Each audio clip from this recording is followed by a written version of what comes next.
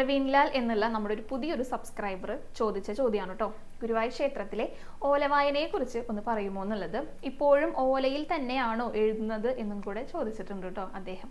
അപ്പോൾ അതിനുള്ള ഉത്തരം പറയാം. ഓലവായന എന്ന് പറയുന്നത് ഗുരുവായൂർ ക്ഷേത്രത്തിലെ അന്നന്നത്തെ വരവു ചിലവു കണക്കുകൾ ഓലയിൽ എഴുതിയിട്ട് ഭഗവാന് മുന്നിൽ വായിച്ച് കേൾപ്പിക്കുന്നതിനെയാണ് ഓലവായന എന്ന് പറയാം. അത് പണ്ട് എങ്ങനെയാണോ ചെയ്തിരുന്നത് അതേപോലെ തന്നെയാണ് കേട്ടോ. പനയോലയിലെ എഴുത്താണി കൊണ്ടാണ് ഇപ്പോഴും എഴുതുന്നത്. പത്തുകാർ വാര്യരൊക്കെയാണ് ആ ഒരു ചുമതലയുള്ളത്. അതായത് ഗുരുവായൂർ ക്ഷേത്രത്തിലെ പാരമ്പര്യ അവകാശികളായിട്ടുള്ള വടക്കേപ്പാട്ട്, ചൊവ്വല്ലൂര്, തിരുവെങ്കിടം വാര്യത്തെ കുടുംബാംഗങ്ങളാണ് ഈ ഒരു ഓലവായന നടത്തുന്നത്. അവരാണ് പത്തുകാർ എന്ന് അറിയപ്പെടുന്നത് കേട്ടോ. ഗുരുവായൂർ ക്ഷേത്രത്തിലെ ഒരു ദിവസത്തെ എല്ലാ ചടങ്ങുകളും കഴിഞ്ഞിട്ട്, അതായത് വിളക്കെഴുന്നള്ളിപ്പും തൃപ്പുകയൊക്കെ കഴിഞ്ഞതിന് ശേഷമാണ് ഓലവായന ഉള്ളത്. ഈ ഓലവായനയും കഴിഞ്ഞിട്ട് വാര്യര് ഇനി ആരെങ്കിലും ഉണ്ടോ എന്നും കൂടെ ചോദിച്ചിട്ടാണ് നടയടയ്ക്കുക.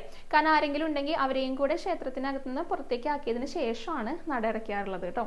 അപ്പോൾ ഓലവായനയെ കുറിച്ച് മനസ്സിലായിട്ടുണ്ടെന്ന് കരുതുന്നു.